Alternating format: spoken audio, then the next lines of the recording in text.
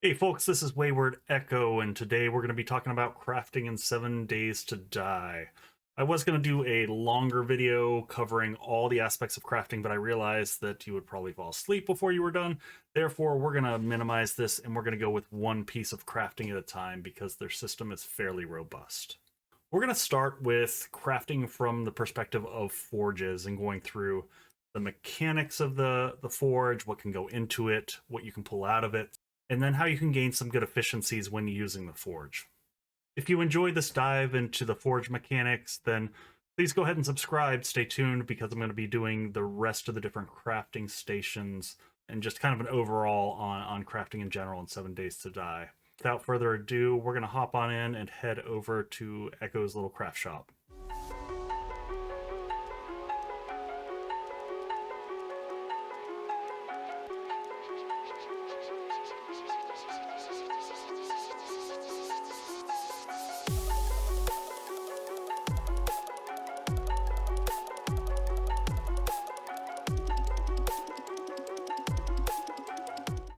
All right, so let's walk through the various forge mechanics. We're going to start left to right here. We'll talk about how to unlock it, get access to it, talk about what goes into the forge, and then we'll talk about how you can modify the forge to make it operate better or do different things. And then we'll just kind of give you an overview on what you can make with the forge. So first off, how do you access the forge? So there's kind of three ways that I'll point out that you can do this. The first is through a trader. If you can get lucky enough to just find a trader that has one there, you can just use it outright. Otherwise, you can get one of these forge schematics that you can find out and about. Occasionally, you can buy them from the trader as well. And then your other option is to buy the perk here under the intelligence tree. You've got advanced engineering, and the first level of this is going to be under advanced engineering is blacksmith. So that'll give you access to the forge, and it'll give you some speed increases when you're crafting with the forge. So we'll go ahead and snag that. And then next thing you're going to do is you need to build the forge.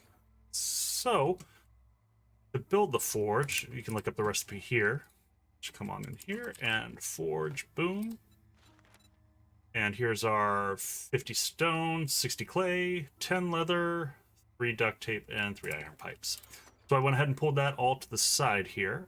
And then just for beginning players, reminder, because sometimes early game duct tape is harder to come by. Duct tape is made from cloth and glue. And if you're having a hard time finding those, you can make cloth by cotton that you find just from punching it around the landscape. And then glue, likewise, you can make in a cooking station.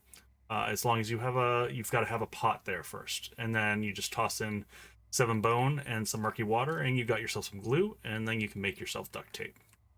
So we're just gonna grab all these items and toss them in our inventory, and then in our crafting menu here, we are going to crank out a forge, and we'll just wait a second for that to process.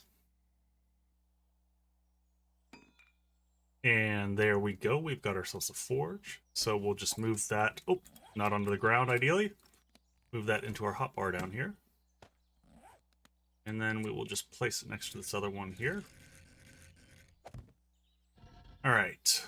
So once you're in the forge, your basic layout here, as you look at it, over here you have all the various things that you can build with the forge. You're going to have resources, building materials, your ammo and weapons, tools and traps. This is the same format you'll see throughout the game. So then down here, you're going to have access to your inventory. This is where if you want to add anything, you're going to pull it from here. Down here on the left side is going to be your crafting queue. That's going to be things that are in progress. Up across the left here, you have tools that are additions that you can add to the forge to make it do different things. We'll walk through those in a second. Here's where we're going to put our fuel in. So we'll just grab a stack of wood, dump it in there. Doesn't matter how you separate these out. You can have these in different chunks. And then once you have fuel loaded in here, you'll notice this lights up and you can crank it on. You'll see it fire up in the background and spit some sparks out. This section here is your smelting input. So this is where everything's going to go in. So at a very base level, you'll have iron, brass, lead, sand, stone, and clay. But I'll go over the various types of items that you can throw in, because you don't just have to throw those raw materials in. And then lastly, here's your output. Once you start crafting things, this is where they'll appear once they've finished the queue. All right, so let's take a look at what goes into this forge. So I've broken this up. Here's the raw materials if you're just looking here. Here's your iron, here's your brass, your lead, your sand, your stone, and your clay. So these raw materials will go into the forge on a 1-to-1 basis. So 1 iron goes in, it represents 1 iron that goes into the forge. Now you've got raw iron, which you can find out and about if you're mining. And this is going to go in at a higher ratio into the forge. All right. But then you've got all these other items. So anything that you see flagged essentially that has iron in its name, and then a few other things that don't, like the cooking pot. All these items can be put directly into the forge, into that smelting slot. And you always have the option when you're out in the field, you can break these down. I can just take this item here and I can scrap it, and I'm going to get a certain amount of iron. So I'll get 112 iron there from scrapping that helmet. You can put that same iron helmet directly in. So you're going to get different ratios of iron back if you scrap it in the field versus put it directly into the smelter itself. So the advantage of breaking it down when you're out in the field is that you can reduce the amount of different individually named things that you're carrying. So, you know, you can get around the encumbrance situation of the number of slots that you have to fill. So you can, if I had all this in my inventory when I was out looting and whatnot, I could break all this down to just a stack of iron and then save all those slots, but it wouldn't be as much iron once it went in. And if you hold off till the end of the video, I'll give you kind of a breakdown of all that efficiency and what it looks like across the various items here, so that you have an idea of, is it worth it to hold on to the item, or should I just break it down in the field? So same thing you'll see for brass. You've got a number of things out here, these trophies, candlesticks, doorknobs. Radiators give you quite a bit of brass. And then lead, same thing. You've got trophies, you've got the lead weights. The batteries are a surprising one. You wouldn't guess that you could break those down or that they would actually go into the smelter. Doesn't seem safe, but it does work. Lastly, your last 3 don't have as many options. Sand and glass. I typically won't bother picking up broken glass because it's not worth the carrying capacity. So these are all the different things that can go into the forge. All right, so next, what mods can you toss in the forge to actually change how it operates? So you've got 3 items here. You've got your advanced bellows, and this is going to increase your forge smelting speed. So that's going to help process those items that you put in there a bit faster. The next thing you have is the anvil, and this is going to increase the crafting speed. So once you're cranking out items in there, this will just make that happen faster. And then lastly, you have the crucible. The crucible is more of an end game item. This is what allows you to access steel. So you see up here it notes forged steel, arrowheads, bulletproof glass.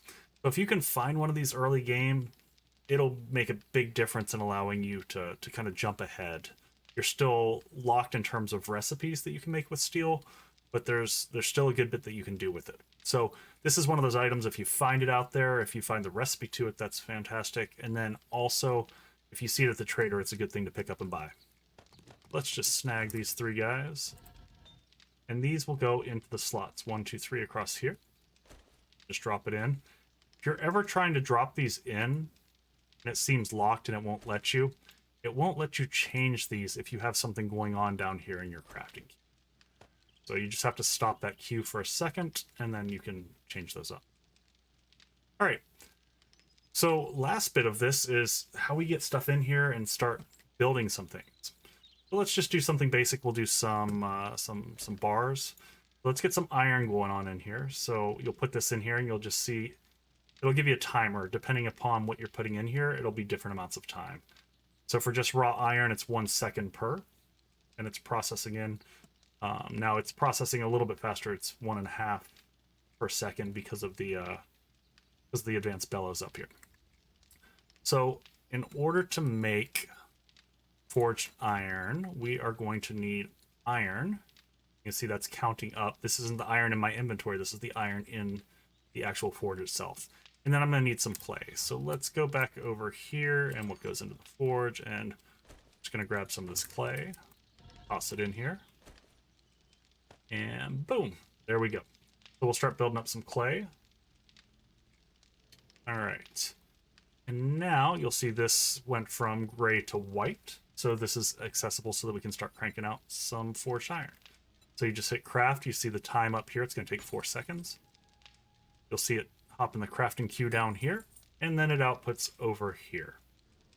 So if I did multiple items that we were crafting, so you can see everything starts to light up white now that's available that I can make. So if I was going to make multiple items, you'd see this queue fill up. So we're going to make an empty can, then forged iron, then forged iron, then forged iron, then an empty can. So you can see this fills up, and as the next item completes, the next one queues up, and then they all just dump out into your output. So lastly, you've got over here all the different items that you can make here. So here's the top to bottom. Here's all the resources you can build up here. You notice you can always pull out all the materials that you put in. So the iron, the brass, the lead, the sand, the stone, and the clay. So if you ever need to move your forge from one location to another, you can output all those so that you're not losing them if you're doing a base move or something like that. Next, you've got all your building materials down here. The really big one that you'll get used to at an end game is rebar, so that you can build up your reinforced concrete. Then down here, you've got all your ammo bits. This is, when you're making your bullets and whatnot, you've got your tips and your casings, and then all your arrowheads. And then lastly, you've got some just utility items here, building the anvil itself, some cooking items, the grill. And that's all the items that you can make with the forge. The big things that you use this for are the forged iron and forged steel. That's what you do the most often. So hopefully that gives you a good idea on how to use the forge and some of the different ways that you can leverage it in 7 Days to Die. As I mentioned before, I would toss you kind of an efficiency chart on the different things that go in.